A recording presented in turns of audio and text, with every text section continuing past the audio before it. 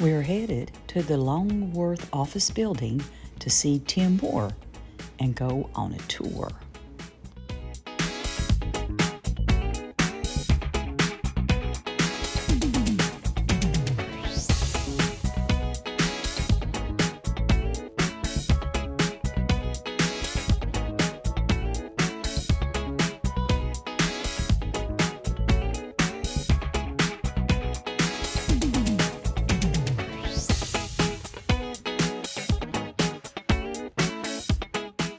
He was very proud of the bear he harvested.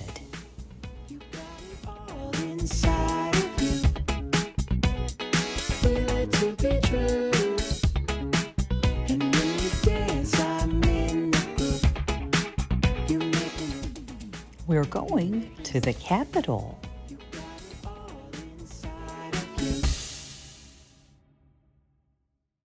The U.S.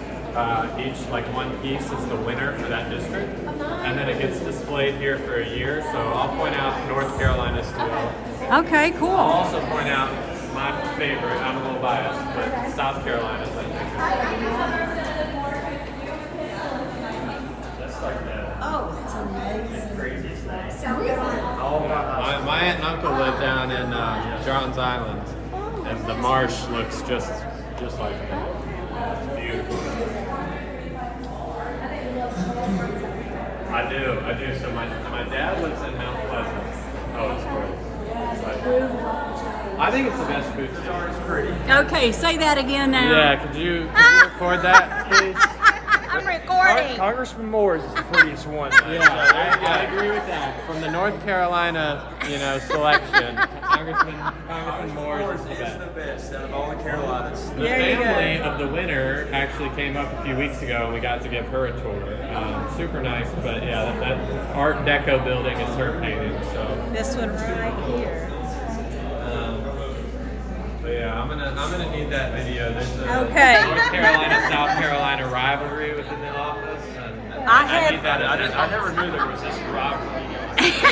Evidently, right? This is brand new. Grady and I we're down in numbers. It's two of us versus everybody else. 2 versus 3, I guess. That's Johnny Cash over there. Each state gets 2 statues in the Capitol, and it can be in here, it can be throughout the Capitol. But there's a little bit of a feud going on because Arkansas actually claimed Johnny Cash, which is where Johnny Cash was born, but Tennessee is mad that they didn't get his statue because he spent most of his life in Tennessee. So a little bit of an interstate feud there. I did read about some of these statues. Well, you probably know more about the ones in here than I do. I know there's King Kamehameha in here. In the Capitol Visitor Center? Well, is this the bottom level? This is Emancipation Hall. I guess. Yes, it's in Emancipation Hall. Is that him over there? It might be. He's from Hawaii. But this is Emancipation Hall. So it was named Emancipation Hall this century. It was pretty early, or pretty recently rather. But it was done to commemorate, the contributions of enslaved people in building the Capitol. So that was a, bipartisan effort to name the Capitol Visitor Center main hall in honor of them. So pretty cool. But this is kind of the main area of the Visitor Center, and then we'll head that way to head into the Capitol. Hey, you know what? I think that's him. Maybe. Right up there? Maybe. That's the Statue of Freedom. Oh, that's right. You're right. I think that looks like... That is him. That's him. Right there, yeah. It says Hawaii. Yes. The dome was built in the 1860s. And so this was... Philip Reed was an enslaved man that built the statue. And this is a plaster model of it. So plaster model of the one that's actually on top of the Capitol Dome. And the one on top of the Capitol Dome is bronze, I believe. That's correct. They actually assembled it on top of the dome. So the last piece to finish the dome was the head of the Statue of Freedom. Reed was the only one who knew how to do it. And he got his Really? freedom after that. Oh wow, I didn't know that part of the story. Learn Yes. something new every day. Yep, that's pretty cool. Yeah. But really cool kind of model of the statue. You can see it a lot better here. But super cool.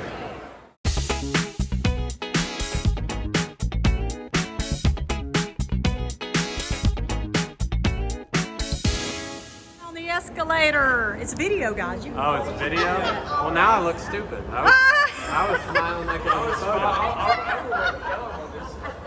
You gotta give us some warning here. I know, right? Some cool things about this room. So if you look around, there's 13 statues in this room. There's one for each one of the original 13 colonies.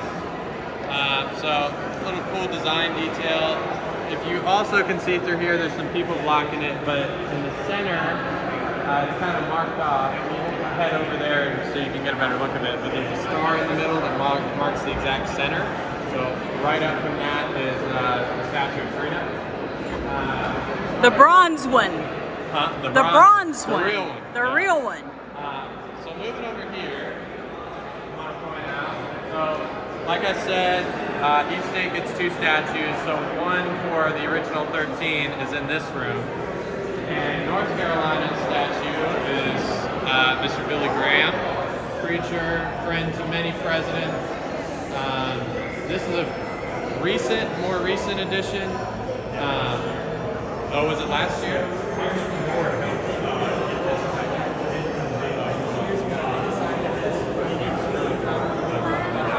Yeah, so Billy Graham, very cool.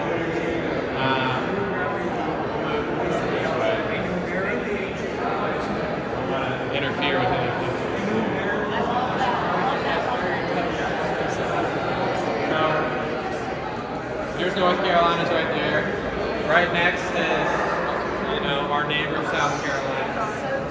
They don't tend to care about South Carolina. I don't know how you do it. On my tours, that's John C. Calhoun. I can give the history. I know a lot more about South Carolina than I do about the Bible. What? Yeah, okay. Yeah, You want to tell us about it? He owns a library in Charlotte, NC-14. I know that part. Congressman Bohr is one of the great reasons why this right here is put here, because each state is 2, and he was the Speaker of the House whenever he was doing this. That's pretty cool. So this is here because of Congressman Bohr. It's really cool. Yes. And I know we're on a North Carolina tour, but since there's a little bit of chirping, I'll give you all the history of the South Carolina statue too.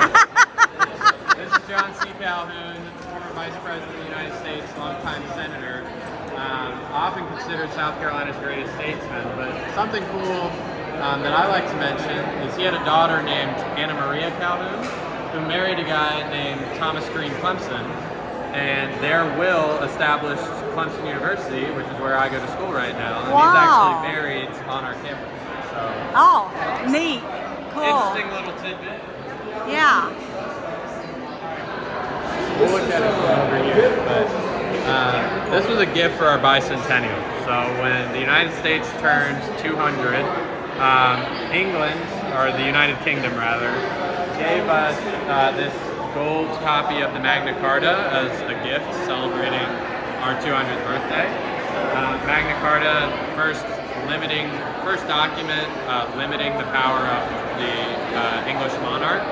A lot of the ideas in the Magna Carta kind of undergirded the ideas of our Constitution and the Declaration of Independence. So really, really cool gift. I think it's a little bit ironic that they gave us a gift for 200 years of independence from them, but shows the complicated yet friendly relationship we have with the United Kingdom, and it's a really cool contribution to the capital. So very, very cool tribute.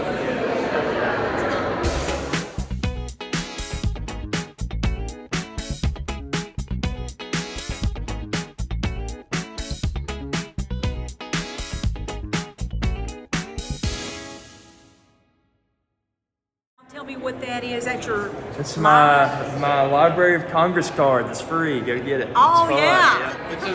It's a really cool design of the city. It was done by two men. So the first was Pierre L'Enfant. He started the design of the Capitol. He was a Frenchman that was brought here by Thomas Jefferson. They knew each other from Thomas Jefferson's time in Paris. And so he started the design of the Capitol, but he couldn't finish it. And so it was actually finished by a man named Benjamin Banneker, who was a free black man, I think from Maryland, and who was like a genius architectural mind and design mind, and actually finished the layout and the design of DC as a whole. Pierre L'Enfant, if you've been on the metro, L'Enfant Plaza is a huge metro stop.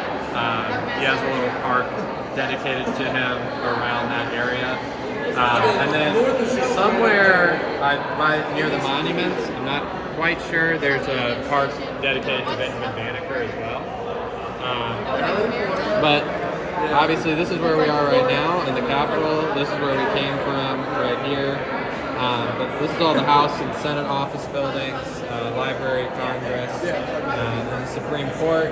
You've got your monuments and your museums down the National Mall, Jefferson and Lincoln right there, the White House over there. So, pretty cool city, very, very beautifully designed. That's DC. Move this way. The way the Capitol was built, the Senate wing, the original Senate wing where we are, was finished first in 1800. The original House wing was finished in 1807, and then the original dome and the middle part connecting them was finished, I believe, in the 1820s. But this was the first entrance to the Capitol, and President John Adams welcomed senators into their new home for the first time in 1800 when this building opened. So, pretty cool place. So imagine you're walking through this archway, you've just entered the Capitol for the first time as a United States Senator. This is your new home. So pretty cool. Impressive. Pretty cool piece of history. This is the original Supreme Court chamber. So this was used from 1810 to 1860 by the Supreme Court. Wow. Old wives' tales about the Capitol, the truth of which I can't verify or not. But one of them is that there's a demon cat that runs through here before something bad happens in, our history. And the reason for that rumor, if you guys stand over here, right where I'm standing, you can see cat prints in the cement. Right over there. You see them? Andrew, you're missing it. Yeah. Here. There's one. There's one. There's a bunch right there. You can see them. So, what really happened was when the cement was drying, a cat ran through here. This mark on the cement, but somebody turned that into a story about a demon cat. That cat, funnily enough, became one of the more significant cats in American history.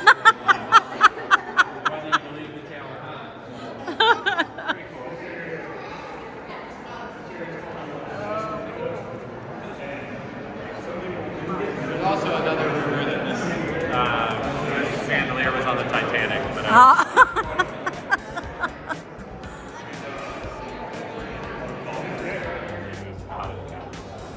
I don't want that on.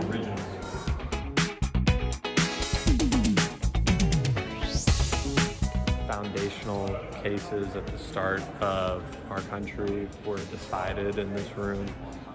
Really, really cool piece of history. And if you look over there, the busts along the wall are of different Chief Justices of the Supreme Court. So pretty cool detail. Imagine very early days of this nation in the early 19th century. The Supreme Court cases that were being decided in this room. You got McCulloch v. Maryland, Marbury v. Madison, and all these foundational cases, they're happening here. So, very cool.